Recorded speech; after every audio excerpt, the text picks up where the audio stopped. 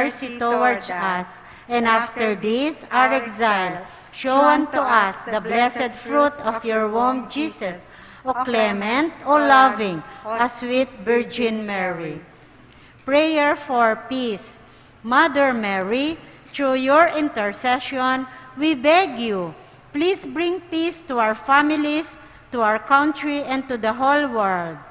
Lamb of God, you take away the sins of the world. Spare us, O Lord. Lamb of God, you take away the sins of the world. Graciously hear us, O Lord. Lamb of God, you take away the sins of the world. Have mercy on us, Pray for us, O Holy Mother of God. that we may be made worthy as the promises of Christ. Let us pray. O God, whose only begotten Son, by his life, death, and resurrection, has purchased for us the rewards of eternal salvation.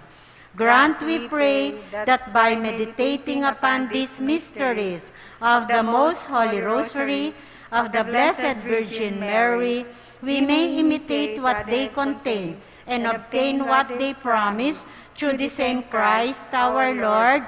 Amen. May the divine assistance remain always with us. Amen. May the souls of all the faithful departed, through the mercy of God, rest in peace. Amen. May the blessing of the Almighty God, Father, Son, and Holy Spirit, descend upon us and remain with us always. Amen. In the name of the Father, and of the Son, and of the Holy Spirit. Amen. Good evening po.